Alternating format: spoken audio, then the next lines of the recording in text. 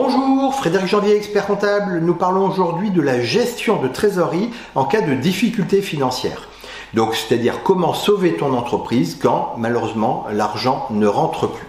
Donc, qu'est-ce que l'on appelle la gestion de trésorerie? Une définition simple, c'est de savoir combien d'argent rentre et sort dans l'entreprise à un moment donné. Et l'argent, eh bien, tout le monde le sait, c'est le nerf de la guerre. Même une entreprise rentable va pouvoir mourir si elle n'a plus d'argent pour payer ses factures. Donc tu imagines que tu as une tirelire, tu rentres dedans ton argent de poche et si tu dépenses trop rapidement, tu ne pourras plus payer rapidement tes achats. C'est exactement pareil pour une entreprise. Si elle ne rentre plus d'argent, elle ne peut plus payer ses fournisseurs et forcément, elle est condamnée à mourir à échéance relativement brève. Donc, quand la trésorerie devient faible, on va parler de tension de trésorerie. Quand la trésorerie devient négative et que c'est durable, on va parler réellement de difficultés financières. Alors pourquoi la trésorerie peut devenir un véritable problème sur l'entreprise? Donc plusieurs causes possibles. Tout d'abord, ça va être les clients qui vont payer en retard. C'est la première cause. Si les clients, vous avez vendu un produit et que le client ne vous paye pas, effectivement, vous allez vous retrouver avec des difficultés financières. Ça va être également le cas si vous avez trop de dépenses fixes. Donc souvent les loyers ont été pris à des moments où ça allait bien et puis les difficultés font que vous avez des difficultés désormais pour payer ces loyers. Ça va être des salaires qui vont être également trop élevés. Si vous n'avez pas ajusté vos salaires à votre chiffre d'affaires, là aussi vous vous retrouvez avec des difficultés financières relativement rapides. Ça va être les abonnements. Il est très facile aujourd'hui de prendre des abonnements en ligne pour tout un tas de services et mis bout à bout, tous ces abonnements unitairement faibles vont coûter relativement cher à votre entreprise. Et puis ça va être aussi le fait d'avoir des emprunts relativement conséquents qui ne sont pas forcément adaptés à votre entreprise et donc là aussi les difficultés financières vont pouvoir arriver. Autre cause de difficulté de trésorerie, ça va être le fait d'avoir fait des mauvaises prévisions de rentrée. Donc, si on a prévu de faire des rentrées d'argent et qu'on a fait les dépenses avant d'avoir encaissé, effectivement, là aussi, on va se retrouver rapidement avec des difficultés financières. Également, les stocks, c'est très lié, les stocks trop importants. Vous avez rentré des stocks pensant faire des ventes et ces ventes ne se réalisent pas comme il faut. Là aussi, les difficultés financières arrivent et vous êtes obligé de déstocker massivement pour pouvoir rentrer de l'argent et faire les saisons suivantes si vous êtes un magasin avec des stocks. Également, le fait d'avoir mal apprécié ses marges, donc quelquefois on a les coûts qui ont augmenté plus rapidement et vous ne les avez pas appréciés dans votre prix de vente. Donc là aussi, on se retrouve avec un gap au niveau de la trésorerie qui peut entraîner la perte de son entreprise. Dans les autres cas, on va avoir la perte d'un gros client. Quand vous avez un gros client sur votre entreprise, c'est toujours un risque. Le jour où il s'en va, malheureusement, vous allez vous retrouver avec des pertes et des difficultés financières très rapides. Et donc, on évite en général dans une saine gestion d'avoir un gros client ou des gros clients. Ça va être également le fait d'avoir des hausses de coûts que vous n'avez pas appréciées, donc les matières premières qui ont augmenté fortement et que vous n'avez pas répercuté vous-même sur vos prix de vente. Dernier cas qui va engendrer des difficultés de trésorerie, ça va être des investissements qui ont été mal planifiés. Donc si vous avez fait des investissements et que ce n'était pas le moment de le faire, là aussi vous allez vous retrouver avec des difficultés financières. Tous ces facteurs, malheureusement, peuvent mettre l'entreprise véritablement en danger, même si votre activité fonctionne par ailleurs tout à fait correctement. Donc, comment comprendre si la trésorerie va mal? Il existe des signaux qui sont très simples. Ça va être dans les signaux d'alerte, le fait d'avoir des paiements de fournisseurs en retard, le fait d'avoir un découvert bancaire, ce n'est pas une gestion saine de son entreprise, le fait d'avoir des urgences pour payer les salaires, le fait d'avoir un solde bancaire très faible, voire négatif, le fait d'avoir des retards, on parlait des fournisseurs, mais également en matière de TVA et d'URSSAF, et puis le fait d'avoir l'obligation de gérer sa trésorerie au jour le jour. Donc si vous la gérez par obligation, c'est un problème. Si vous la gérez au contraire parce que ça fait partie de votre mode de gestion, là au contraire ce sera très simple. Plus ces signes de difficulté vont s'accumuler, plus le risque de faillite va malheureusement augmenter sur votre entreprise. Donc quand on voit qu'on a des difficultés de trésorerie, il faut faire un diagnostic de sa trésorerie très rapidement. Le but, c'est de comprendre où va l'argent. Donc dans les questions clés que vous allez vous poser, ça va être combien d'argent va rentrer dans les journées qui suivent, dans les semaines qui suivent, dans les mois qui suivent. Ça va être de savoir exactement quand est-ce qu'il va rentrer, donc on l'a vu avec le jour. Ça va être également savoir combien d'argent va sortir et quand il va sortir. Et ça va être de pouvoir ajuster un timing entre les rentrées et les sorties d'argent. On va étudier donc le solde bancaire, on va étudier les dépenses qui sont obligatoires. On va regarder les dettes fournisseurs si on peut les décaler éventuellement, les créances clients, on va regarder ses stocks, on va regarder les charges fixes et on va regarder les emprunts. L'objectif de tout ce regard, ça va être de mesurer la survie à court terme de son entreprise. Alors, les premières actions à réaliser pour arriver à s'en sortir, bien, ça va être d'abord de construire un plan de trésorerie. Donc un plan de trésorerie, c'est quoi? Bien, c'est un tableau qui va montrer semaine par semaine bien, les entrées et les sorties. Cela permet de voir exactement où ça coince et qu'est-ce qu'il va falloir décaler comme sortie pour arriver à s'en sortir. On va agir côté des encaissements, donc faire rentrer l'argent beaucoup plus rapidement. Donc pour ça, eh bien, on va relancer les clients. Si vous avez des factures en retard, eh bien, il faut le faire. C'est ici le plus rapide. Vous allez pour cela bien appeler directement vos clients, vous allez relancer par mail, vous allez relancer par courrier et puis vous pensez également à l'escompte qui permet également d'avoir des paiements plus rapides par vos clients. Pourquoi on va commencer par ça? Bien parce que les factures qui sont dues, eh bien c'est le plus rapide et le moins coûteux pour faire rentrer de la trésorerie.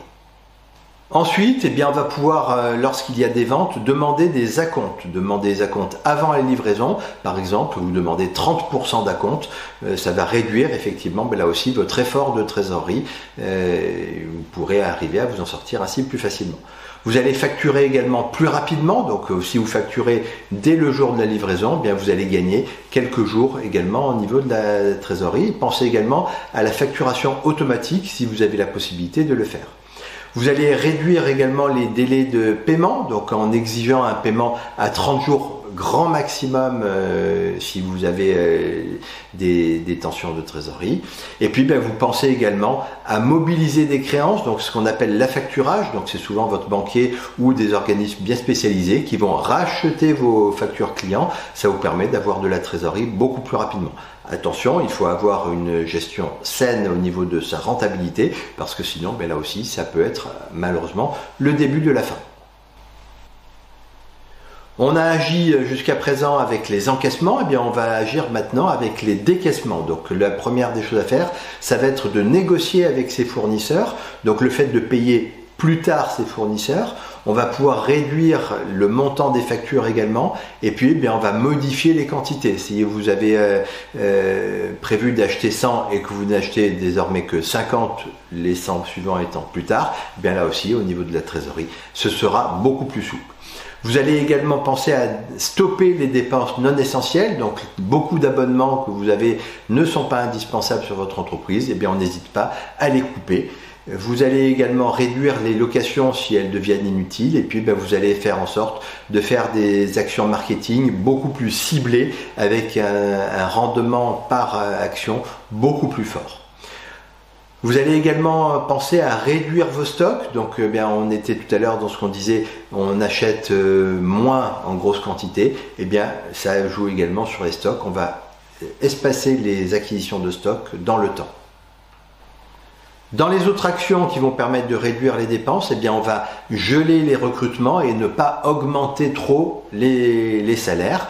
On va geler également les investissements. Et concernant les solutions extérieures, on va aller pouvoir chercher et trouver du financement. Donc le plus facile, c'est la banque avec des négociations de découvert, des négociations de crédit à court terme et des négociations de crédit à moyen terme. On va pouvoir demander également les garanties BPI, donc ça va faciliter l'obtention de prêts bancaires. Si vous avez des dettes vis-à-vis de l'URSSAF ou du Trésor, vous pensez également à demander à étaler ces dettes, soit directement par négociation donc avec l'URSSAF ou avec le Trésor. Ça peut être facile, mais c'est limité généralement à 12 mois grand maximum. Sinon, vous pouvez faire intervenir la commission des chefs de services financiers, donc ce qu'on appelle la CCSF. Et là, donc ces organismes vont se regrouper, et étudier un dossier que vous aurez bien préparé pour eux, dans lequel vous allez solliciter un délai de paiement de 24 mois ou même ça peut aller jusqu'à 36 mois, voire dans certains cas 60 mois d'étalement de ces dettes, si on peut ainsi sauver l'entreprise. Vous allez pouvoir également bénéficier dans certains cas d'aides publiques, donc il ne faut pas hésiter à les demander si vous pouvez y avoir droit. Dans les autres sources de financement, eh bien, on va penser également au crowdfunding. Donc, qu'est-ce que le crowdfunding? Eh bien, c'est l'apport de financement par le biais du public. Donc, il faut pouvoir leur faire une offre relativement intéressante, soit de sortie, soit d'association. Vous allez pouvoir, mais malheureusement, souvent, vous y avez déjà pensé, faire des apports personnels d'argent, mais vous pouvez demander également à votre famille, à votre entourage de participer à votre entreprise pour lui permettre de se redévelopper.